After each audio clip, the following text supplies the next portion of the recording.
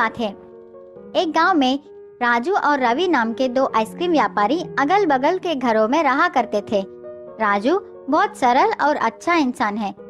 वह गरीब था, इस कारण एक छोटा आइसक्रीम ट्रॉली चलाकर अपना जीवन बिताता था। रवि घमंड और ईर्ष्या स्वभाव का था।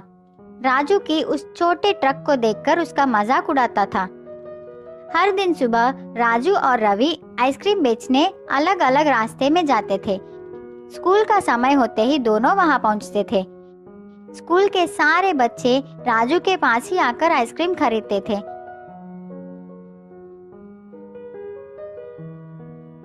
रवि का आइसक्रीम ट्रॉली तो बहुत सुंदर और बड़ी थी, लेकिन कोई भी रवि के पास आकर आइसक्रीम नहीं खरीदता।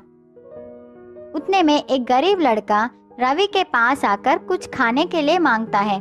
रवि उससे चिढ़कर वहां से चले जाने को कहता है। बच्चा बहुत दुखी हो गया, एक बेंच पर बैठकर भूख से रोने लगा। राजू को उस बच्चे की ऐसी हालत देखकर अपनी बचपन याद आई। राजू की बचपन भी ऐसी ही भी थी, वो भी एक अनाथ था। राजू बच्चे के पास गया, उसे आइसक्रीम देकर खाने को कहा। पूछा, छोटू तुम्हारा नाम क्या है? तेरे कोई नहीं है क्या? बच्चा उदास होकर कहा, मैं अनाथ हूँ, आप मेरा नाम छोटू ही समझ लीजिए। राजू बोला, बेटा मैं तुम्हारा देखभाल करूँगा, तुम्हारी हर जरूरत को मैं पूरा करूँगा, स्कूल भी भेजूंगा, क्या तुम मेरे साथ चलोगे? छोटू बहुत खुश होकर राजू के साथ चला। इसी बीच में राजू अपने ट्रॉली का बात ही भूल गया। गर्मी की वजह से सारा आइसक्रीम पिघल गई। अब राजू भी कुछ नहीं कर सकता। उदास होकर छोटू को भी अपने साथ लेकर घर चला गया। आज तो छोटू आराम से सो गया, लेकिन राजू सोचता हुआ पूरी रात संकट में बिताई। अगले दिन सुबह रोज की तरह राजू आइसक्रीम बेचने अपने ट्रॉली को लेकर तैयार हो गया। छोटू से कहा, घर वापस आते समय मैं तुम्हारे लिए जरूरत चीजें लेकर आऊंगा। ऐसे कहकर राजू सोचता हुआ वहां से निकल पड़ा। राजू को रास्ते में एक मुनि नजर आए। राजू मुनि के पास जाकर प्रणाम किया। मुनि ने राजू से पूछा, क्या समस्या है? राजू बोला, मैं अपने इस छोटे गाड़ी से अब तक जीवन चला रहा हूँ, लेकिन अब तो मुझे एक बालक का भी ख्याल रखनी है। मुझे कुछ समझ में नहीं आ रहा है कि मैं उसके सारे जरूरतों को कैसे पूरी करूं। आप ही इस समस्या का परिष्कार कीजिए। मुनि ने कहा, मैं सब समझ गया, मैं तुझे एक बड़ा जादुई आइसक्रीम ट्रॉली दे रहा हूँ, अब यही तुम्हारी समस्याओं को संभालेगी। राजू खुशी से मुनि को धन्यवाद करके उस ट्रॉली को लेकर चला गया।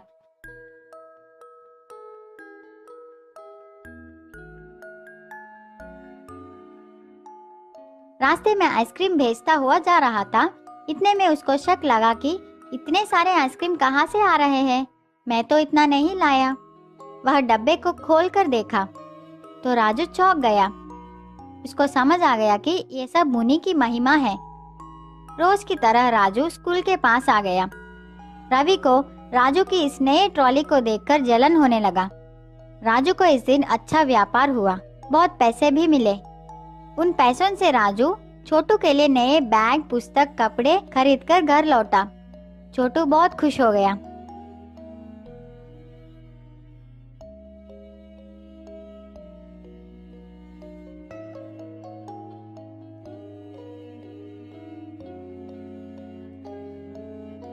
अगले दिन राजू छोटू को अपने साथ लेकर स्कूल पहुंचा। उसी स्कूल में छोटू को ज्वाइन कर दी। राजू का व्यापार अब अच्छी तरह चल रही थी। कुछ दिनों के बाद राजू का जीवन कुछ ज्यादा ही बदल गया, बहुत धनवान हो गया। छोटू भी बहुत खुश है। रवि राजू की इस खुशी को सह नहीं पाया। उसको लगा, क्या ये आदमी आइसक्रीम बेच के इतना ज्यादा कैसे कमा रहा है? जरूर इस ट्रॉली में कुछ तो गड़बड़ है। मैं आज रात ही इस बात को पता लगाऊंगा। रात का समय, सब लोग सोने के बाद रवि चुपके से राजू की आइसक्रीम ट्रॉली के पास आकर ट्रॉली के अंदर देखा। उसको तो खाली आइसक्रीम छड़ी दिखाई पड़ी, लेकिन शक के कारण रवि एक हथौड़े से मार मार कर उस ट्रॉली का सर्वनाश कर दिया। रवि को लगा कि कोई जाग गया है। वह तुरंत वहां से भाग गया। अगले दिन सुबह उठकर घर से बाहर आकर देखा तो वह चौंक गया। उसकी ट्रॉली तो टूट गई थी। रवि राजू की ट्रॉली को देखा, वह तो ठीक है